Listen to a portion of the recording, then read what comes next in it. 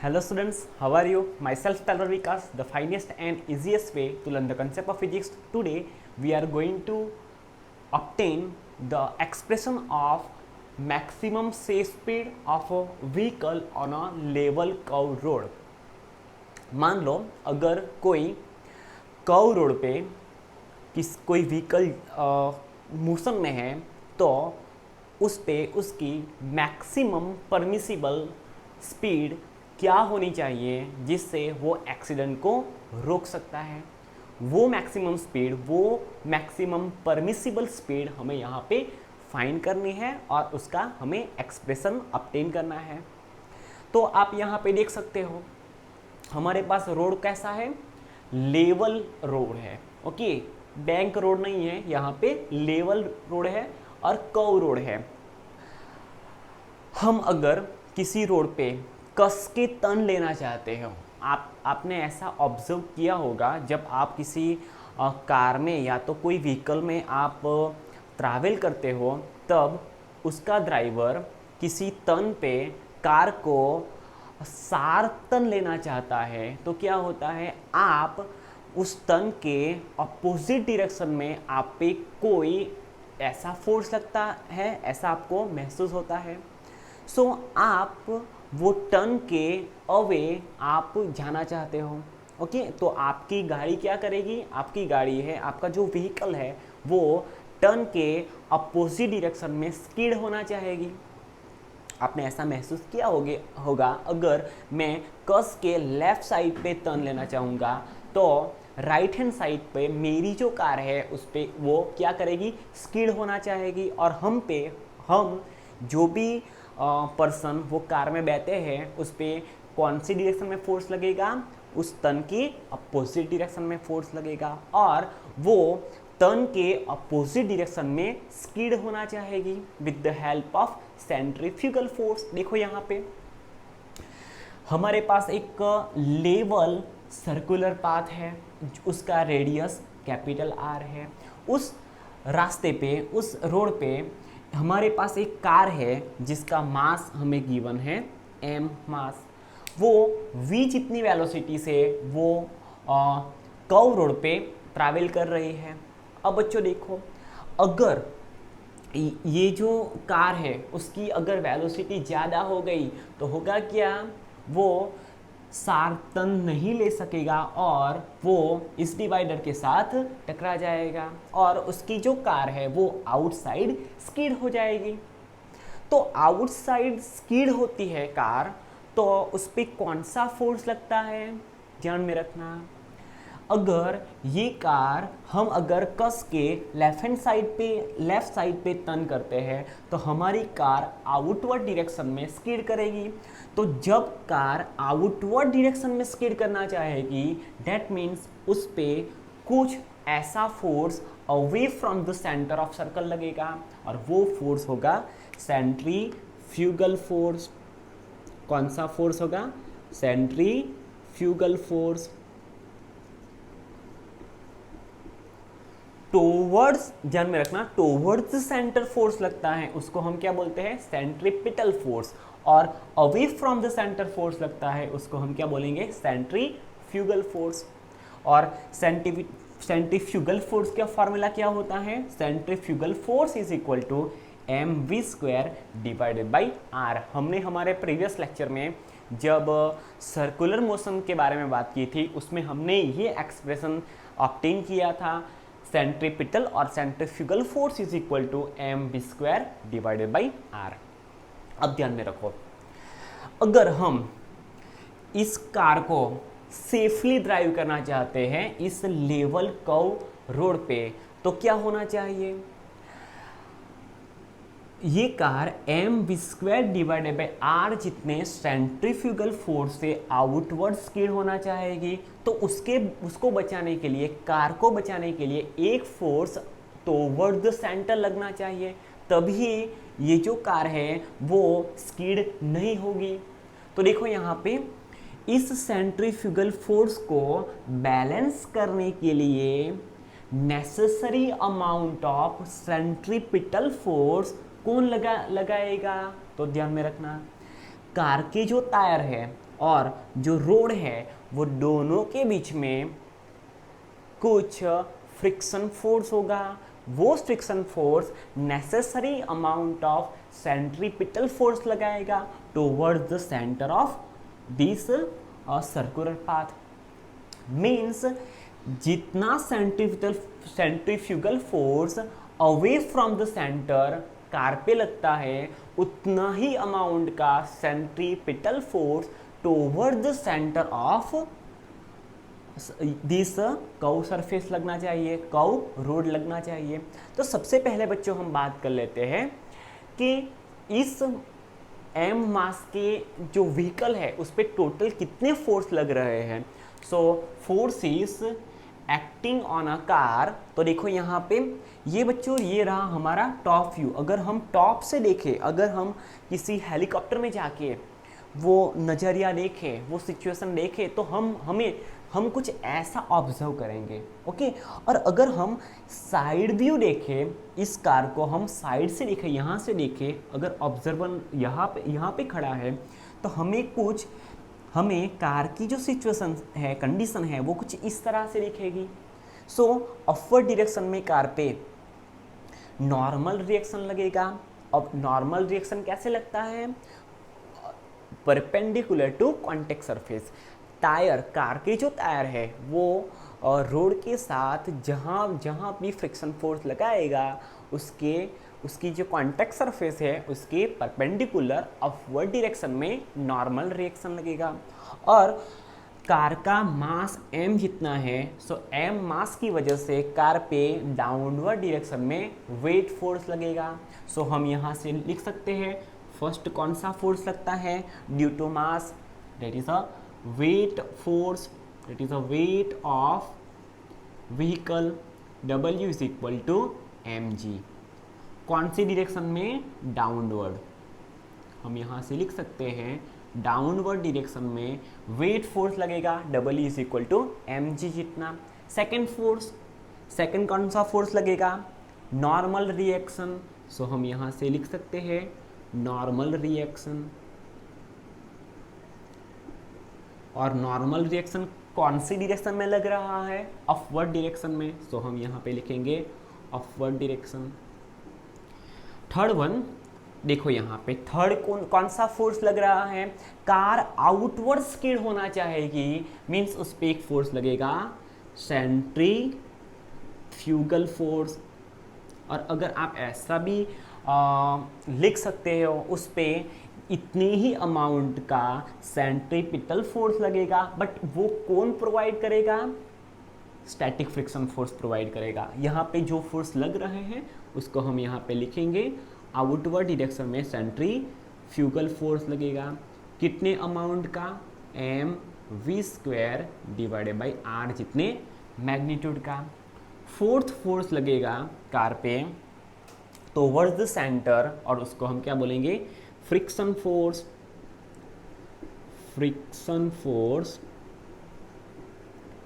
between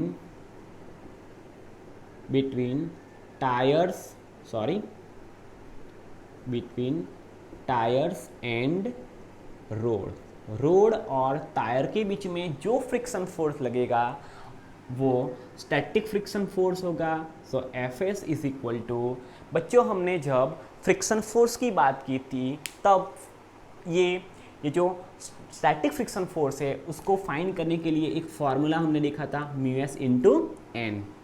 सो static friction force कितने magnitude का लगता है? Fs is equal to μs into n, where n is a normal reaction and μs is a coefficient of static friction force. चलो बच्चों, अब इतने force लग गए।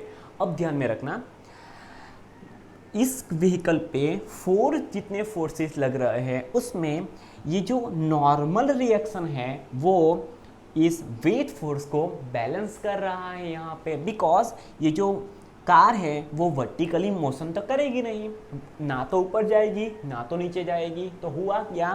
अपवर्ड डायरेक्शन में लगने वाले फोर्स ने डाउनवर्ड डायरेक्शन में लगने वाले वेट फोर्स को बैलेंस कर लिया। सो हम यहाँ से लिख सकते हैं for vertical equilibrium for vertical equilibrium of car, car ना तो ऊपर जा रही है ना तो नीचे आ रही है, मीन्स वर्टिकली वो इक्विलिब्रियम पोजीशन में है। For vertical equilibrium we can write, हम यहाँ से लिख सकते हैं normal reaction n is equal to weight force. Balance कर लिया। ध्यान में रखना बच्चों यहाँ पे this is a most important expression, normal reaction n is equal to m g. हमें यहाँ से इतनी इंफॉर्मेशन मिली। अब देखो बच्चों यहाँ से, हाँ अब देखो नेसेसरी सेंट्रीपिटल फोर्स कौन प्रोवाइड करेगा कार पे, तो हम यहाँ से लिख सकते हैं नेसेसरी सेंट्रीपिटल फोर्स,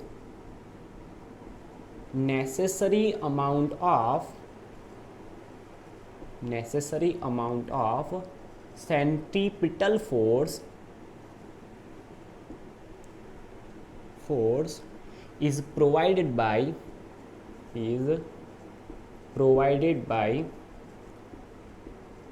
देखो यहाँ पे नेसेसरी अमाउंट का सेंट्रीपिटल फोर्स कौन प्रोवाइड कर रहा है, static friction force is provided by static friction force.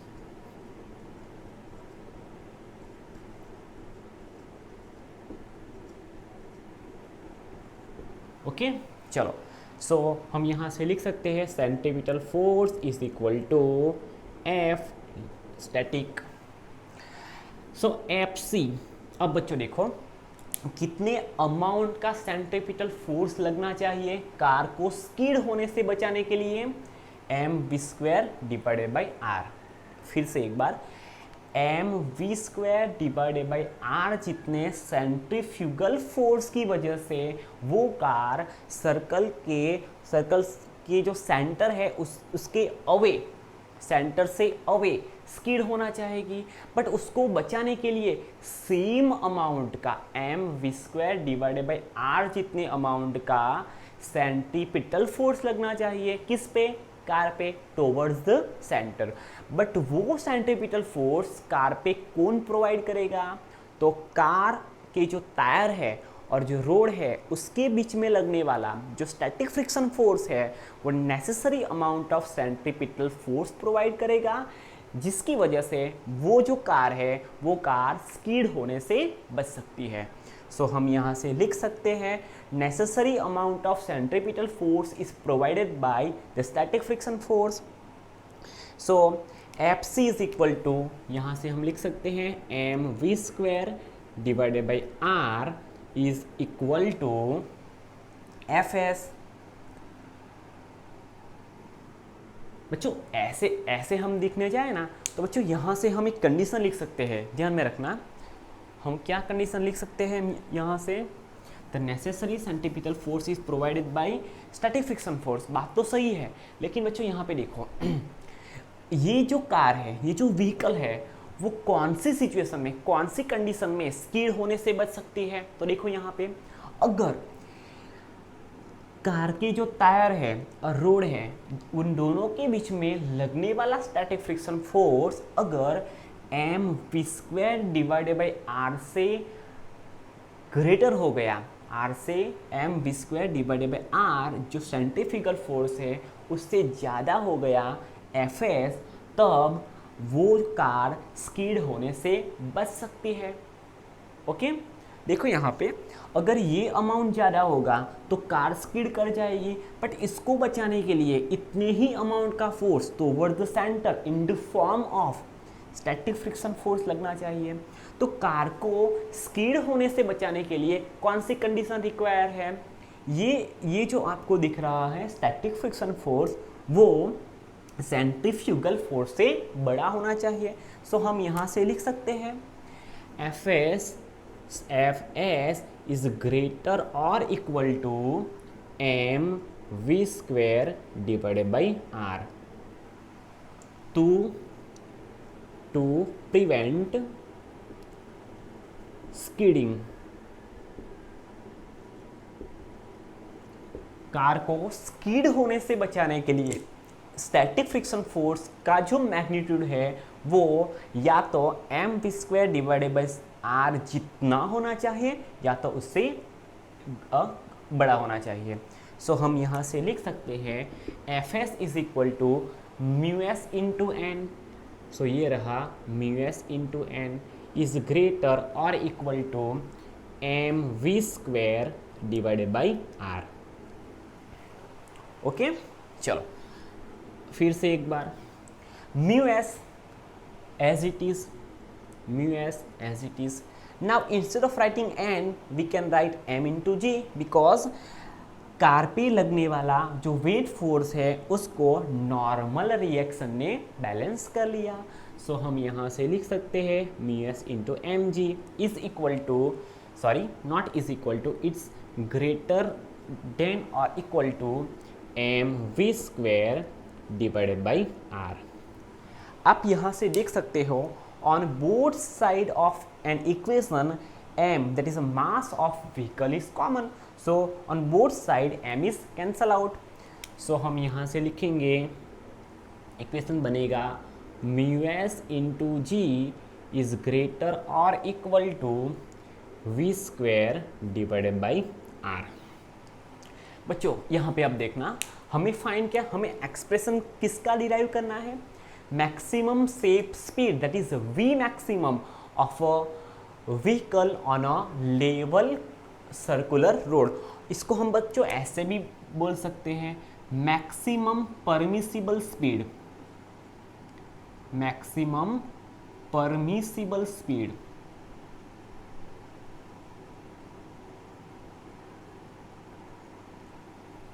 इस रोड पे कार की मैक्सिमम परमिसिबल स्पीड कितनी हो सकती है, अगर हम उससे ज़्यादा स्पीड से कार को ड्राइव करेंगे तो कार वो कर्व रोड पे आउटवर्ड स्किड हो जाएगी। तो देखो यहाँ पे हम v स्क्वायर को फॉर्मूला सब्जेक्ट बनाते हैं, r यहाँ पे चला जाएगा। So we can write mu S into R into G is greater और equal to V square. Okay, चलो अब हम ऐसा भी लिख सकते हैं ना, ये साइड पे क्या है ग्रेटर और इक्वल टू, तो हम इसको सब्जेक्ट बनाएंगे तो लिख सकते हैं वी स्क्वेयर इज लेस और equal to, is less than or equal to mu S into R G. Okay, हमें एक कंडीशन मिल गई, मैक्सिमम स्पीड कितनी हो, ओके हम यहाँ से v फाइंड करेंगे। सो यहाँ से हम लिखेंगे v इज लेस और equal to square root of mu s r जी।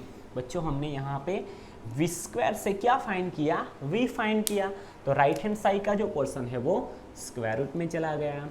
सो ये रही condition for safe drive on a level circular road. अब देखो मैक्सिमम स्पीड कितनी होनी चाहिए, देखो यहाँ पे स्पीड जो v है वो mu square root of mu s r g से या तो लेस होनी चाहिए या तो इक्वल होनी चाहिए। सो हम यहाँ से लिख सकते हैं लेस हो गई, लेस तो हमें यहाँ पे पता ही है, लेकिन मैक्सिमम कितनी होनी चाहिए, तो इतनी। ओके, सो हम लिख सकते हैं v इज लेस और equal to square root of mu s r g and for the maximum speed that is for v maximum is equal to, अगर हम मैक्सिमम की बात करते हैं तो यहाँ पे लेस देन का जो सिंबल है वो हट जाएगा और यहाँ पे हम इक्वल टू का सिंबल लिखेंगे। So v maximum is equal to square root of mu s r g. This is the expression for maximum speed of vehicle on level circular or level curved road, or we can say maximum permissible speed on a level circular road। अब बच्चों ध्यान में रखना, अगर car की, अगर कोई vehicle की स्पीड इस रोड पे, ऐसे रोड पे अगर v मैक्सिमम से ज़्यादा हो गई तो वो car, this is the maximum permissible speed, इतनी ही परमिशन है। आपने देखा होगा कि अगर आप किसी रास्ते पे जा रहे हो तो वहाँ पे कुछ स्पीड लिमिट लिखी हुई होती है, 50 kilometre per our, 70 kilometre per our, 30 kilometre per our, तो वो स्पीड क्या हो गई, मैक्सिमम परमिसिबल स्पीड हो गई। अगर हम उससे ज़्यादा स्पीड से कार ड्राइव करेंगे तो एक्सीडेंट होने के चांसेस बढ़ सकते हैं। ओके, वैसे ही बच्चों, अगर हम इस व्हीकल को ऐसे सर्कुलर रोड पे, ऐसे लेवल सर्कुलर रोड पे मैक्सिमम वेलोसिटी से, ज़्यादा वेलोसिटी से, इस वेलोसिटी, ये जो आपको लिख रही है बी मैक्स, उससे ज़्यादा वेलोसिटी से अगर हम कार को ड्राइव करेंगे तो वो कार आउटवर्ड डायरेक्शन में स्किड हो सकती है। ओके, अब बच्चों देखो, अगर ये स्पीड इंक्रीज हो गई, ध्यान से सुनना, अगर कार की जो वेलोसिटी है वो वेलोसिटी और स्पीड वी मैक्स से ज़्यादा हो गई तो क्या होगा, कार आउटवर्ड डायरेक्शन में स्किड हो जाएगी। और देखो यहाँ पे कार की स्पीड अगर मैक्सिमम स्पीड से ज़्यादा हो गई तो कार आउटवर्ड डायरेक्शन में स्किड हो जाएगा, ध्यान में रखना। और एक बात ध्यान से सुनना, कार के टायर और रोड के बीच में लगने वाला जो स्टैटिक फ्रिक्शन फोर्स है वो सेल्फ एडजस्टिंग फोर्स है। तो कार जब आउटवर्ड डायरेक्शन में स्किड होना चाहेगी तो ये जो सर्कुलर रोड है उसका जो रेडियस है वो भी इंक्रीज हो जाएगा। ध्यान से सुनना, अगर कार आउटवर्ड डायरेक्शन में स्किड हो जाती है तो ये जो सर्कुलर पाथ है उसका रेडियस भी इंक्रीज हो जाएगा। अगर रेडियस r इंक्रीज हो गया, अगर ये r इंक्रीज हो गया तो होगा क्या, mv² डिवाइडेड बाई r की वैल्यू डिक्रीज हो जाएगी। तो ये जो स्टैटिक फ्रिक्शन फोर्स है वो इसको बैलेंस कर जाएगा और ये कार टकराने से, एक्सीडेंट होने से बच सकती है। ओके, तभी तो हम क्या करते हैं, जब बहुत स्पीड में होते हैं तो हम कभी भी शार्प टर्न लेने की ट्राई नहीं करते। हम क्या करते हैं, बड़ा सा रेडियस लेके हम उस कार को या तो हम उस व्हीकल को टर्न करते हैं, जैसे कि क्योंकि वो कार स्किड ना हो जाए। ओके, सो ये रही हमारी मैक्सिमम परमिसिबल स्पीड और we can say maximum safe speed of a vehicle on a level circular or level curved road. This is a most IMP theory for 2 or 3 marks. अब बच्चों हम उसके ही बेस पे एक इलस्ट्रेशन नंबर 5.10 देखेंगे। A cyclist speeding at 18 km per hour on a level road takes a sharp circular turn. देखो यहाँ पे sharp circular turn लेता है of radius 3 metre without reducing the speed. Speed को कम नहीं करता, वो स्पीड को रिड्यूस नहीं करेगा, स्पीड को डिक्रीज नहीं करेगा और वो ही स्पीड से कोई लेवल सर्कुलर रोड पे कस के शार्प टर्न लेना चाहेगा। The coefficient of static friction between tyres and road is 0.1। बच्चों हमें यहाँ पे कोएफिशिएंट ऑफ स्टैटिक फ्रिक्शन दिया गया है 0.1 जितना, एंड ऐसा बोला गया है will the cyclist sleep while taking the turn. वो जब विदाउट डिक्रीज इस स्पीड, कार की स्पीड को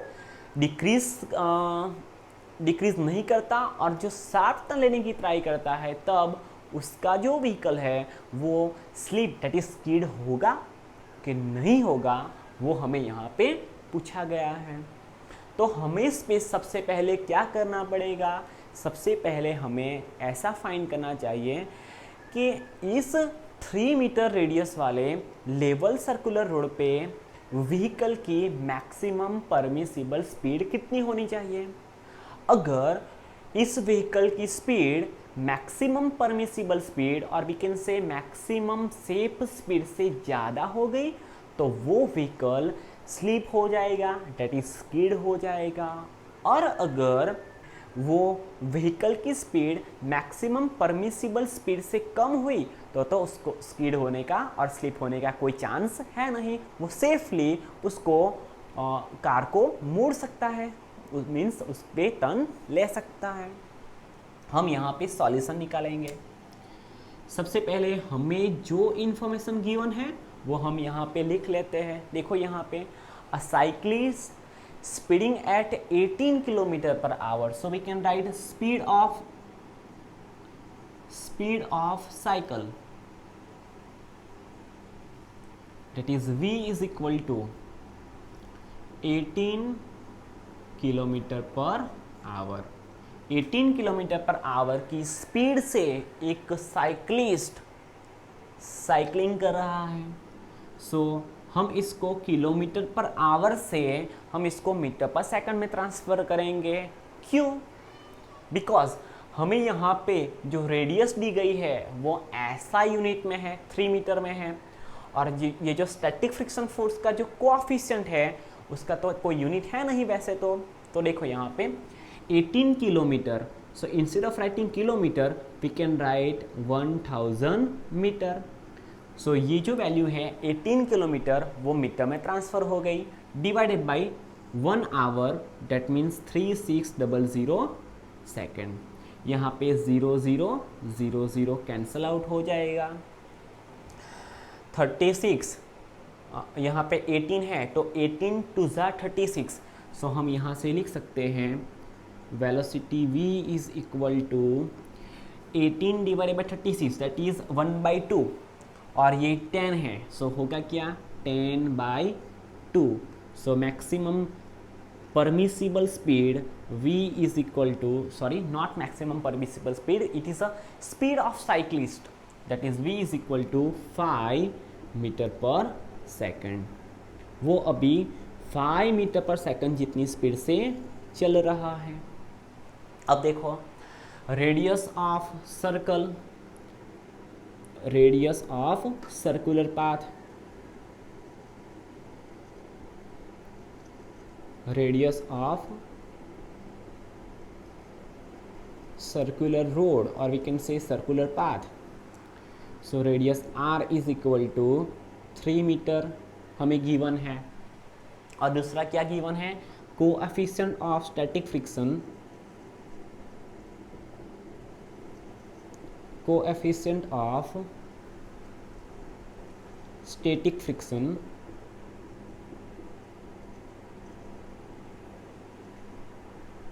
कोएफिशिएंट ऑफ स्टैटिक फ्रिक्शन कितना है, mu S is equal to 0.1 जितना। ओके चलो अब हम क्या फाइंड करेंगे, मैक्सिमम परमिसिबल स्पीड फाइंड करेंगे। सो हम यहाँ पे लिख सकते हैं मैक्सिमम परमिसिबल स्पीड और मैक्सिमम सेफ स्पीड